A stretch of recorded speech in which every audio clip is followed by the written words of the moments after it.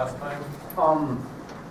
Some of the questions that came up, we discussed a lot of it at the Park and Rec Board meeting as far as maintenance costs and stuff. We had Greg Kimman, our engineer from SEH, come in and give us kind of a draft presentation on what the layout was going to be, and the question came up to him, what was going to be the future maintenance costs that we could expect. And I think kind of the biggest one was going to be with the splash pad, but that's going to kind of determine on what kind of a system we plan on going with, whether we plan to recycle the water or use a flow-through system. So, generally speaking, on the splash pad, we're looking at right around $30,000 for going in on that type of system.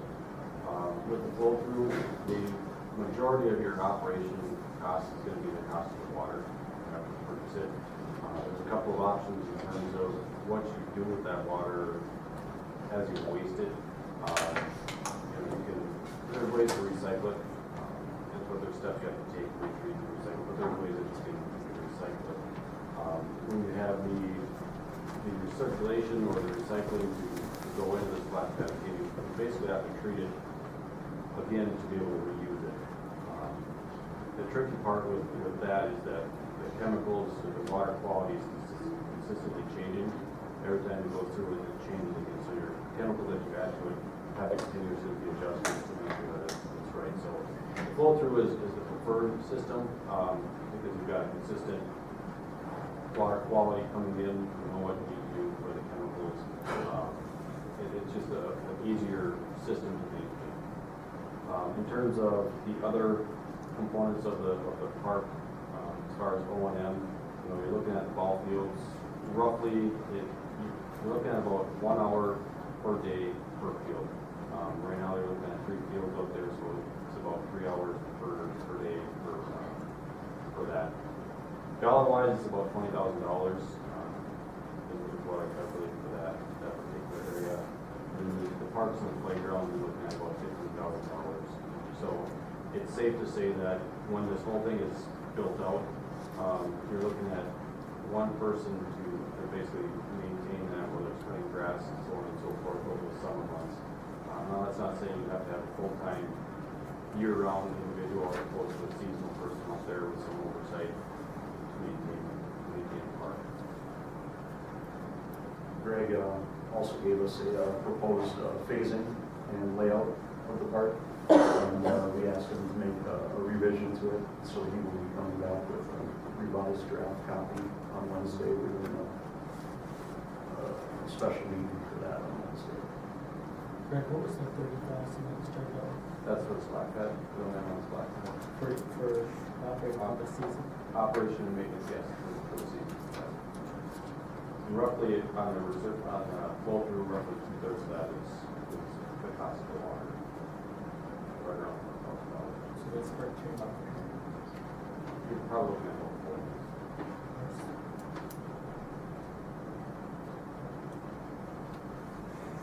Greg, did you get your? No, but I got to tell you, I had a really good talk with Dan. Went back and forth for a half hour, 45 minutes, and I appreciated the phone call, and I think we had a good conversation. I think part of it is there's a lot of atoms back for someone who says he doesn't have the experience, and I told him I sympathize with him and appreciate everything he's doing. Here's my quick take on this, and I know I spoke way too long last time, so I'll try to shorten it up. And I did talk to Bob Reinitz today because I wanted to know, I don't want to come off that I'm against these things. Now I know that we're talking 2014 November is my understanding where we have to have this decided on 90 days before. That is my understanding. I think there's a lot of work that staff should be doing right now instead of poor Adam running to death. We talked about he does have a life, but I think there's some things staff should be doing. We didn't hear what it would cost to put on a ballot and a couple other things. And I guess it's not only that, but it's also the structure. We had this conversation, okay?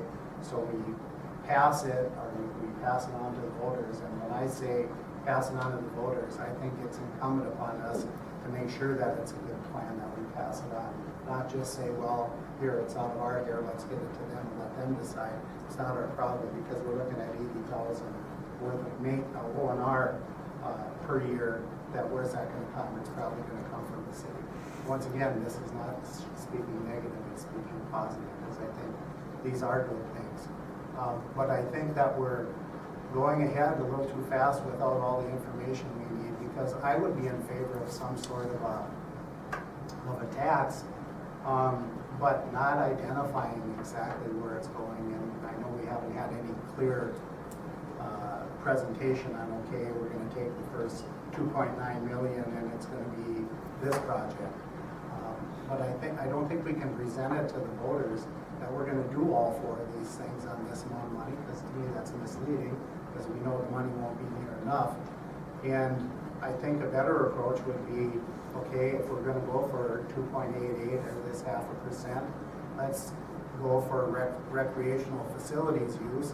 And as we get this money, the council looks at it and decides what we're gonna do and where we're gonna place it, because inevitably that responsibility falls upon us. And so that's what some of my concerns are. If we truly want to go for this and we believe it, I think staff needs to invest some time. And I'm not trying to promise things for you guys to do. I know you have your plates full, but rather having Adam run around and get all these things from these different entities, I still think there's a lot of numbers we need to know. What's the cost on the ballot? This is really helpful knowing what the O&R is for annually, but I think there's other. And I think, Greg, too, that I know that Adam has mentioned that it would be, first of all, a group, the Parks Board, I believe is what you said, would sit down and come up with what projects would be laid into this plan. I mean, they know what needs to be done here, and somebody's got to make a decision. And so I think they were kind of looking at it coming from that Parks Board. And if you've been to any of the meetings, they have been discussing this. I did talk to Lori about the price of this, and because of knowing that it's going to go into next year, and I guess I knew that, I listened to Adam talk about this several times, that it'll go next year's election, there will be no cost, because it would just go in, because we're having an election. We're not going to do a special election on it, so it would just go into next year's election, and cost of adding it to the, whatever the ticket or whatever the thing he's called, that would be it. So, the actual cost to it would not be as far as the election part. But I think that the Parks Board has been really working on this hard and has had lots of discussion on it. And I know that I was there when they, Greg showed the rendering, and they looked at the thing and went back and forth and looked at the land around it and piecing it together. And they, I think they've come up with a good design that, that you've placed together, and you've done a really good job with it. And he's put all these costs and the figures. So it's just a matter of the council asking the right questions, and then giving people some time to come up with that plan of action. What is the most important project? But at the same time, there's people looking for grants, applying for grants. And I do know that there is a committee in town that is, has formed specifically to look for donations for this, and ask the community. They're going out there and looking at different corporate type of things, and so those are, that's all a part of it. I agree with Greg on not just designating the money per se to a skate park or a splash pad or something, but putting it out there where it's for all their recreation. I look at the skate park and I say, well, that's going to affect a certain group. How many? Ball diamonds is going to probably affect a larger group. So what's better for our money? What's better for bang for buck is what I'm looking at, and we need to look into that part of it too.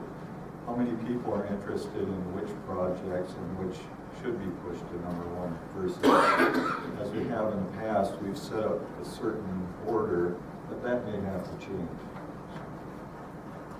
Anybody else got any comments? Well, I'd just like to mention, I talked to Adam quite a bit, but my question 2 weeks ago was, my concern is that the voter needs to know what they're voting on.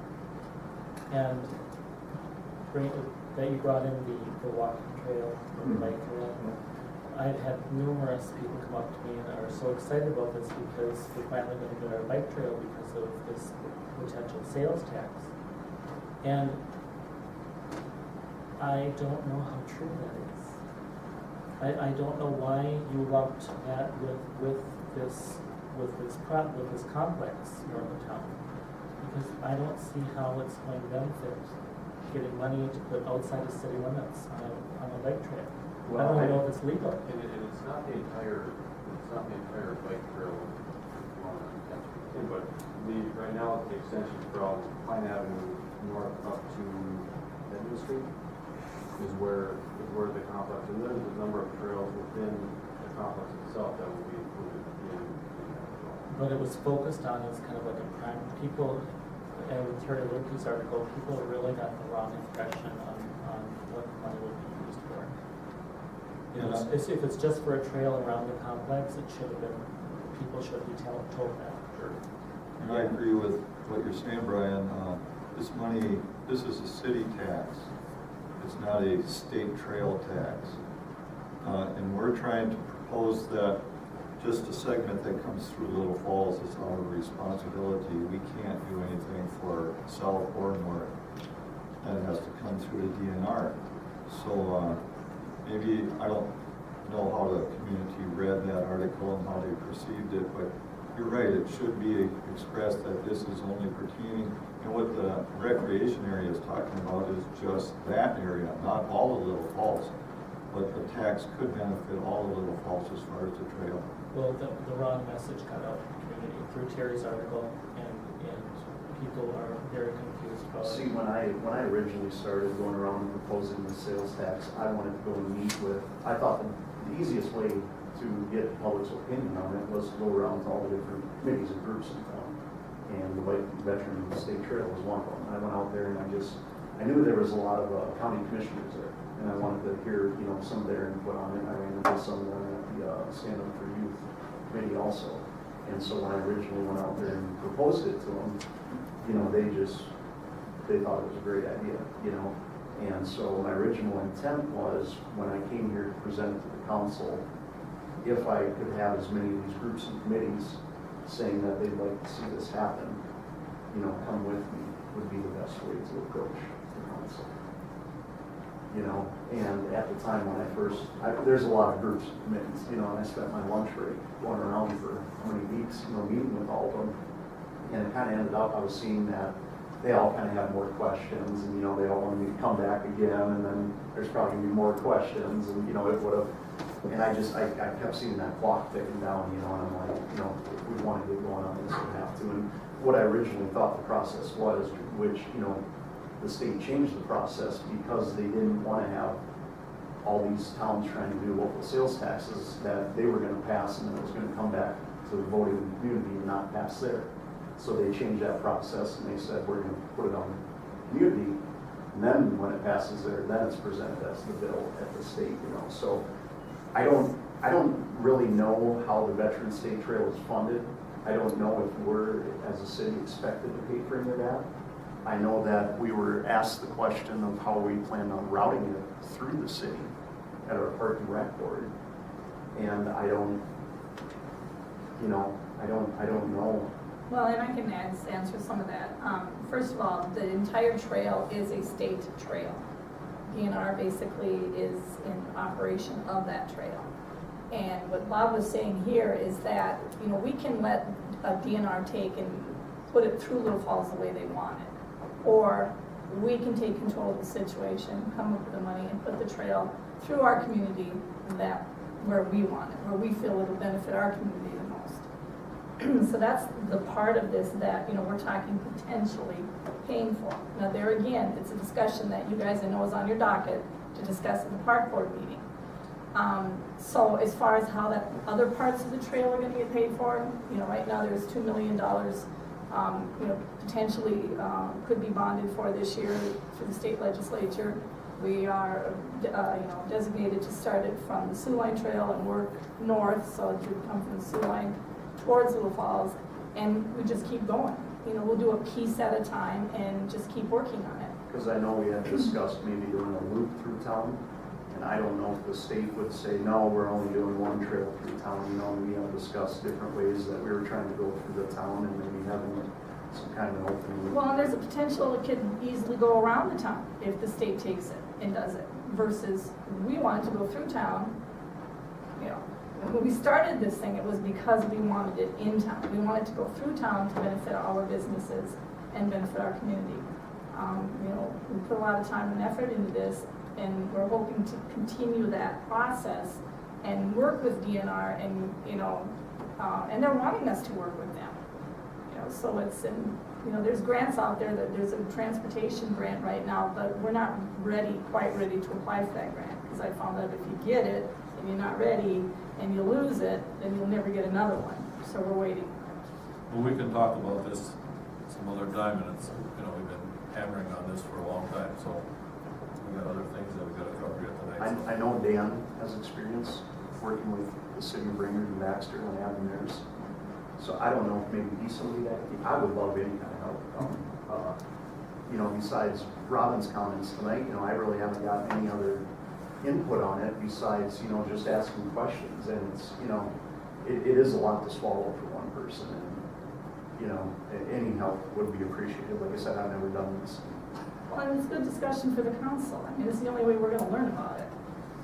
And if we're going to make a major decision, we need to know what we're deciding on. Well, and that's why just quickly, Don, my concern was when we were talking about putting it on the regular agenda and vote on it, I'm like, wow, I don't understand what these taxes really impact, who's really gonna be paying them, and I think that's the clarification that some of us need, so I'm comfortable along this word, because if I had to vote tonight, I would say. I don't think no, this because I'm isn't, this confused. isn't going on the docket to vote tonight. But we've been hammering about this, and I think it's something that we all gotta sit down and talk about sometime, but we got other things to go through on the interim. So do you guys want to take just a set aside some time one night that you just, by then, maybe Adam and staff and the Park and Rec Board can put that information together, and we can all sit down and then just hammer away at that? I'd be in favor. I think that'd be a good idea. Whatever, just dedicated to this. That'd be better than doing it here at the planning meeting. Yeah. People Or if we wait had on- even kind of set up a meeting to do that? You just basically want to continue this discussion then, and then be able at some point to direct staff either to work on the project Yeah, or not. that's what I was thinking. Okay. Thank you. Thanks for all the work, Adam. Yes, Adam, good job. Snowplow parking restrictions, Jerry.